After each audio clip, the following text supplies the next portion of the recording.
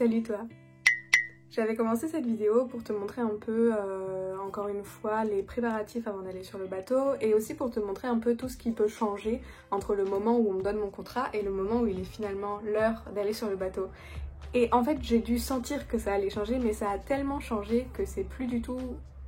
En fait, tu vas rien comprendre si je te mets bout à bout les trucs que j'ai filmés. En gros, on m'a dit il y a genre 5 semaines que j'allais retourner en mer. On m'a donné une date, on m'a donné un bateau et ce bateau avait un itinéraire. L'itinéraire prévu, c'était quelque chose qui m'emmenait en Pologne et à Saint-Pétersbourg, c'était hyper cool. Ensuite, on m'a dit que je pouvais pas faire ce bateau. Ensuite, on m'a dit que je pouvais quand même faire ce bateau si je changeais mes dates. J'ai changé mes dates, on m'a dit ok, j'étais trop contente d'aller à Saint-Pétersbourg, on a changé l'itinéraire du bateau. Je devais aller à Amsterdam, Rotterdam. Je me suis dit c'est pas grave, tant que je suis sur ce bateau, parce que je connais genre 80% de l'équipage, j'ai trop envie d'aller sur le bateau, tous les gens avec qui je m'entends bien sont sur ce bateau. Ensuite, on m'a dit que finalement c'était pas possible sauf si je réavançais encore ma date. J'ai accepté d'avancer encore ma date et j'ai du coup décalé mon rendez-vous pour les dents de sagesse. Si tu te souviens, je voulais me faire opérer avant de retourner sur le bateau. Finalement, je me ferai opérer après puisque j'ai accepté de décaler la date pour pouvoir retourner sur ce bateau-là. Et finalement, ce bateau ne fait plus Amsterdam, Rotterdam, mais la Norvège. J'ai changé mes dates et je ne peux pas aller sur ce bateau parce que pour aller en Norvège, il faut être vacciné et que je ne suis pas vaccinée. Et cette phrase n'est absolument pas une ouverture au débat sur la vaccination. Honnêtement, s'il y a un sujet dont je ne veux plus jamais entendre parler dans ma vie, c'est ces débats sur la vaccination. Donc le premier qui parle de vaccination, je suis désolée, ce sera au revoir, bye bye, je peux pas là. Je suis à un point, on est tous à un point où on sature, laissez-nous parler d'autre chose dans cette vidéo. Bref, du coup, on m'a rechangé ma date, on m'a rechangé mon bateau et... j'imagine qu'on m'a changé l'itinéraire, mais malheureusement je ne sais pas où va le bateau sur lequel je vais. Ce qui fait que tout ça c'est très chaotique, ce qui fait que j'ai changé tous mes rendez-vous pré-embarcation genre 3 fois, et que j'ai toujours pas ma valise alors que je pars demain, parce que je ne sais pas quoi foutre dedans. Donc, à l'heure actuelle, les choses que j'ai faites, j'ai pas signé mon contrat, il est là, sur le sol. Je n'ai pas booké mon billet de train. Je n'ai pas fait ma valise, mais j'ai été faire mes tests médicaux, ça oui, et j'ai mon test PCR qu'il faut que je fasse demain.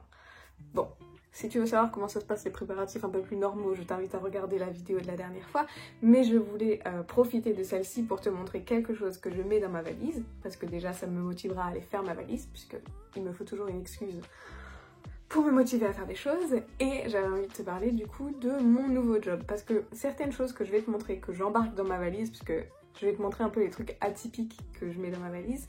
Certaines choses que j'embarque dans ma valise sont des choses qui sont logiques quand tu sais quel est mon nouveau job à bord. Je parle vite et je parle beaucoup, j'espère que ça te dérange pas, mais c'est comme ça. Donc, avant, j'étais graphiste sur le bateau et là, j'ai postulé du coup au poste qui est genre un cran au-dessus du mien. Et du coup maintenant je suis responsable communication de bord, ce qui veut dire que au lieu d'être la personne qui imprime, je suis la personne qui vérifie ce que la graphiste elle fait, et je suis responsable de tout ce qui est affiché sur les écrans. Donc autant le job de graphiste c'était vraiment tout ce qui est imprimé, autant maintenant c'est tout ce qui est écran, site internet, etc.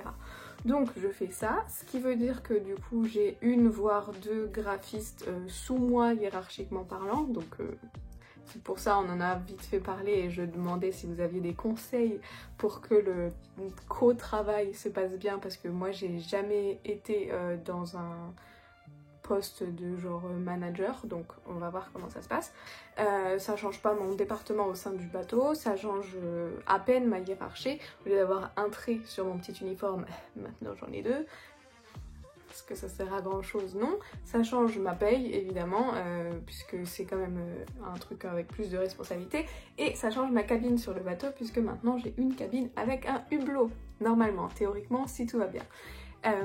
Donc voilà, ça ce sont des petites choses qui vont changer, donc beaucoup de story hublot à venir j'imagine, et aussi si j'ai un hublot ça veut dire que théoriquement je devrais avoir un peu plus régulièrement accès à internet, les données mobiles en étant dans mon lit, et ça c'est fantastique. Et maintenant il s'agirait de faire ma valise et ranger un peu tout ça. On va aller dans la chambre où j'ai ma valise, parce que du coup j'ai commencé à faire ma valise dans la chambre d'amis. Bon alors déjà j'ai acheté une nouvelle valise et maintenant que j'ai recoloré mes cheveux, genre je suis assortie à ma valise, c'est trop bien. vous m'avez aidé à la choisir. J'ai choisi une valise qui n'a pas de fermeture éclair, donc elle se ferme avec des... tu vois. Et beaucoup m'avaient demandé pourquoi, et en fait, moi c'est parce que c'est toujours à la fermeture éclair que ma valise lâche. Ça a une raison, c'est que je remplis beaucoup trop ma valise et je force, et évidemment après le tissu de la fermeture éclair, genre il est hyper tendu et les coutures commencent à lâcher. Mais moi je pars pas pour 2 semaines quoi, je pars pour 4 mois, du coup ma valise j'ai besoin de rentabiliser la place qui est à l'intérieur. Du coup voilà, j'ai pris un truc avec une coque, donc il y a une fermeture éclair mais c'est juste pour fermer la poche intérieure, ça n'a rien à voir avec la solidité extérieure de la valise. Ok, donc ma valise. Donc un des trucs que j'ai pris avec, et ça c'est parce que je viens de te dire en gros que je suis devenue manager, donc je suis devenue chef. Et moi j'ai eu des chefs super cool comme j'ai eu des chefs horribles dans les derniers contrats. Et bon bref, vous savez que moi j'adore écrire des cartes, j'adore écrire du courrier. Et du coup je ramène des cartes d'anniversaire. Dans le cas où pendant les 4 mois où je suis à bord, la graphiste avec qui je travaille ou quelqu'un d'autre avec qui je m'entends bien a anniversaire. Donc j'embarque des cartes d'anniversaire, le truc absolument logique à mettre. Mais j'embarque aussi ces petites cartes là qui sont trop chouettes parce qu'il y a des petits pins, elles viennent de chez Action et j'embarque ça dans le cas où ma graphiste arrive après moi sur le bateau et du coup qu'elle soit en quarantaine quand moi je suis déjà sortie de la quarantaine pour lui dire un let's party après ta quarantaine ou good luck pour pas mourir d'ennui pendant tes 10 jours de quarantaine. Moi, je trouve que si j'arrivais dans ma chambre de quarantaine avec, je mettrais un chocolat avec par exemple, et une petite carte avec le numéro de téléphone où je peux appeler la personne, je serais très contente. Donc j'ai décidé de faire ça. Ensuite, toujours pour ma quarantaine. Celui-là, bon, je l'embarque que si vraiment il me reste de la place sur la valise, mais je suis pas 100% sûre. Mais je me suis acheté un puzzle. Il est rond, c'est un 1000 pièces, en forme de la Terre quoi. La qualité par contre, je l'ai acheté sur AliExpress, alors il n'était pas très cher. La qualité de l'impression, je vais pas te montrer parce que je ne veux pas commencer à ouvrir des trucs avant de les mettre dans la valise. La qualité de l'impression est absolument pourrie, donc je ne recommande absolument pas. Je sais pas du tout si c'est difficile à faire, c'est juste que c'était rond, c'était un format plus petit que les gros puzzles et je me suis dit j'arriverais peut-être à le caler dans ma valise. À la base, je voulais acheter un truc pour faire un ouvrage au point de croix et je ne l'ai pas fait. Il n'est pas dit que je ne m'en commanderai pas un pour quand je serai à bord si jamais je m'ennuie trop. Mais voilà, pour l'instant j'ai pris ça. Ensuite, qu'avons-nous de passionnant dans cette valise? Bon, il y a des trucs de mon uniforme, genre mes chaussures d'uniforme et tout ça, c'est pas intéressant. Il y a de la décoloration et de la coloration bleue pour 4 mois. Du coup, 4 de chaque, 4 décolorations et 4 pots de Midnight Blue en espérant qu'un pot par mois me suffise. Je crois que j'ai... Ouais, j'ai rien d'autre, je crois que j'ai rien d'autre. Donc de toute façon, sinon au pire, je pourrais toujours essayer de me le faire livrer. Mais comme je sais pas où il va le bateau, je sais pas à quel point ça va être difficile de me faire livrer les trucs. Dans cette petite boîte, il y a tous mes produits solides. Alors j'ai genre les savons que j'ai fait moi-même, mais aussi des savons que j'ai commandés sur Blissim, donc ça c'en est un au pamplemousse.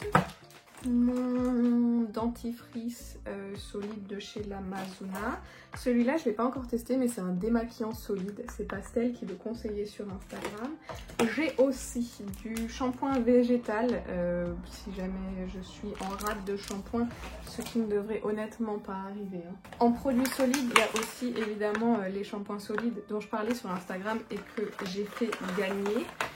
Moi j'embarque les miens avec. Et sur le site de Choose, j'avais commandé des brosses à dents en bambou. Donc j'en ai 2 qui sont aussi dans mes affaires. Oh, toujours de Choose, un après-shampoing solide Andro. J'ai jamais testé d'après-shampoing solide. Du coup, je prends celui-là avec moi et j'espère qu'il est bien. Parce que s'il est pas bien, j'ai pas d'après-shampoing. Donc, je me suis fait piquer par un moustique. Toujours dans les produits de beauté. Alors, je sais que les déos. Les déos, c'est un truc, il existe plein de formes différentes et on est tous très différents, on a tous des exigences différentes et des préférences différentes également. Moi, mon déo chouchou en temps normal, c'est celui-ci de chez CD parce que c'est un embout spray, mais c'est un spray comme un parfum, c'est pas un aérosol. Et là, j'ai l'Avera qui m'a envoyé le leur. L'Avera, c'est bio et c'est beaucoup plus clean et c'est aussi vegan. Et donc, il m'a envoyé différents déos. Donc celui-là, c'est celui que j'embarque dans ma valise. Et attends, je vais te montrer les deux autres. Les deux autres, c'est une fois le roll-on. Je sais que beaucoup aiment bien ça. Moi, j'aime pas le format roll-on, mais ils sont super bons. Donc ma maman, par exemple, qui adore les roll-on, elle gardera celui-là ici, pendant que moi, j'ai la version spray sur le bateau.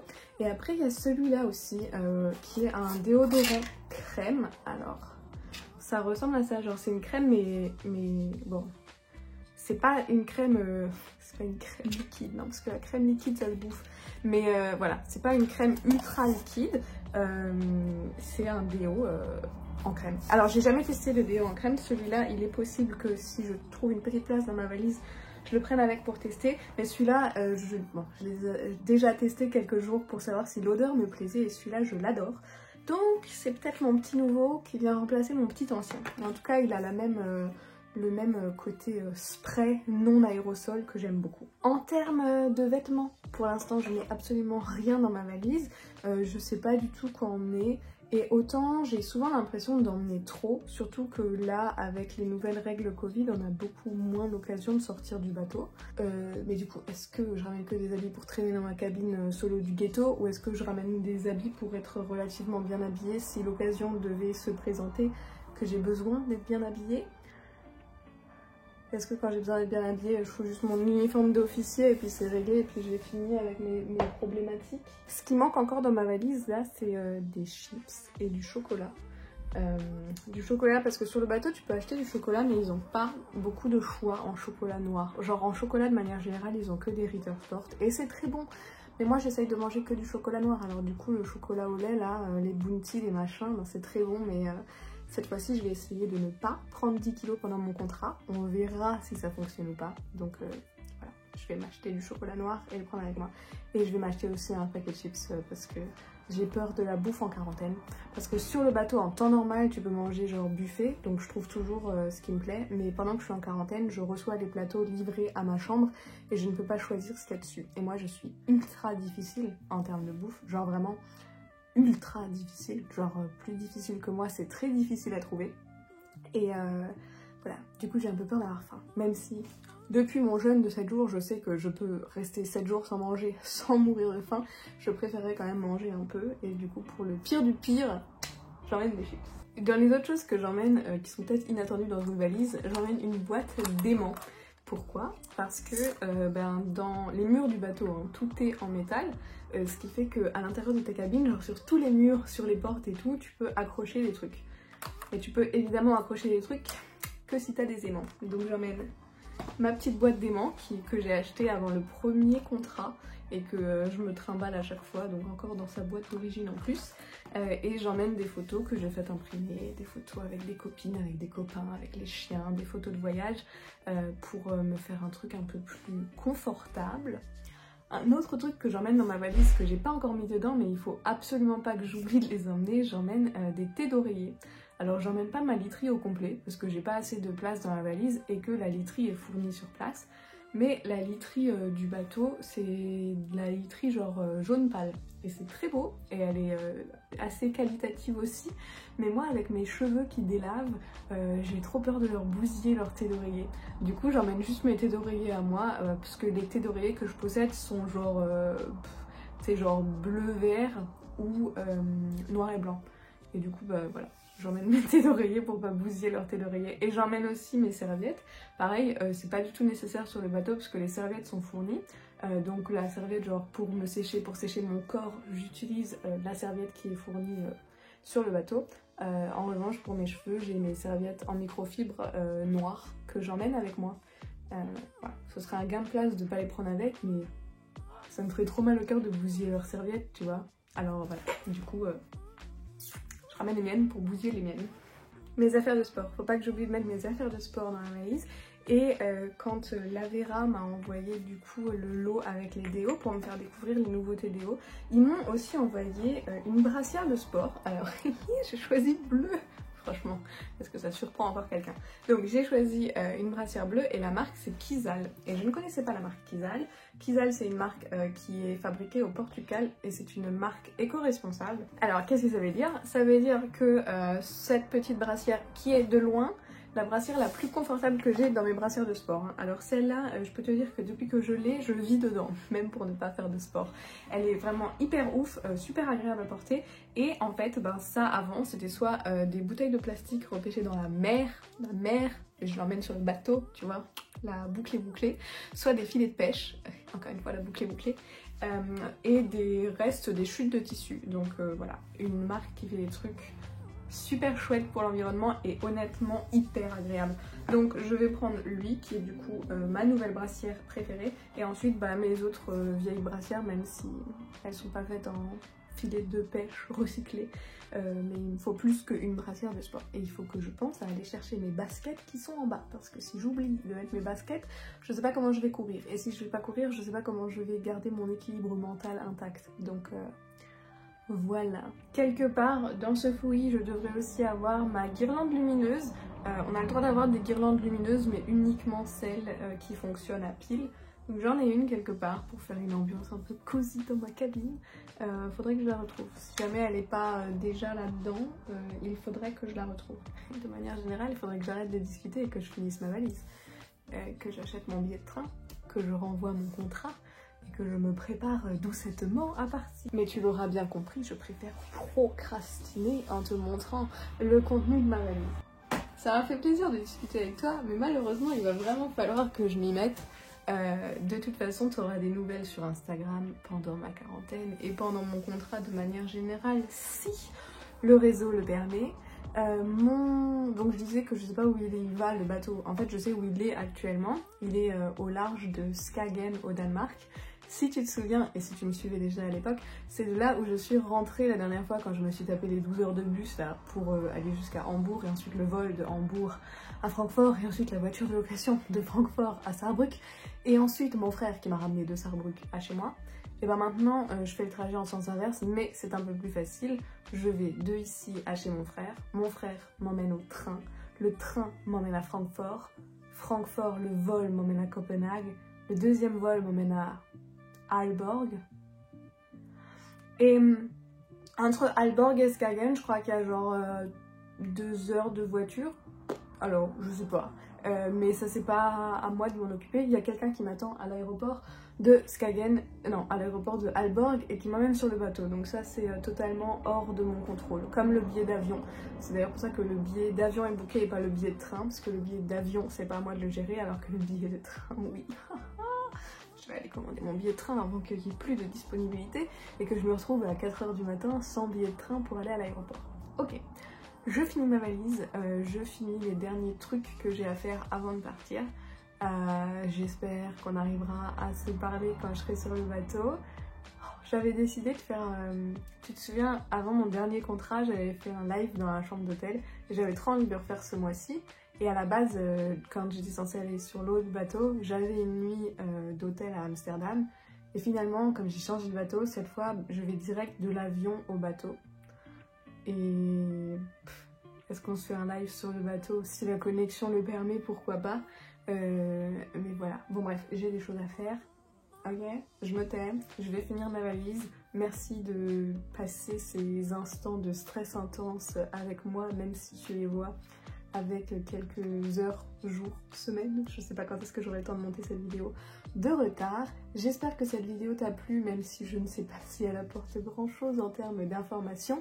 Ah, j'ai créé un TikTok, oui parce que pour ma vie sur le bateau, c'est l'une comme partout. J'ai l'impression que je l'ai déjà dit dans une autre vidéo, mais je ne sais pas laquelle c'est. Du coup, je ne sais pas si elle est en ligne. Mon cerveau est un gruyère, mon petit frère est en train de m'appeler. Je vais finir cette vidéo maintenant, je vais faire ma valise, j'espère que ça t'a plu. Si c'est le cas, n'hésite pas à me le dire dans les commentaires. Si t'as autre chose à dire, dis-le moi dans les commentaires. Si t'as rien à me dire, bah ne me le dis pas. Dans tous les cas, on arrive à bien se retrouver quelque part sur internet, j'ai absolument aucun doute là-dessus. Alors je te fais des gros bisous et je te dis à très vite. Ah oui, et donc rejoins-moi sur TikTok, c'est ça que j'étais en train de dire. Rejoins-moi sur TikTok. Allez, bye.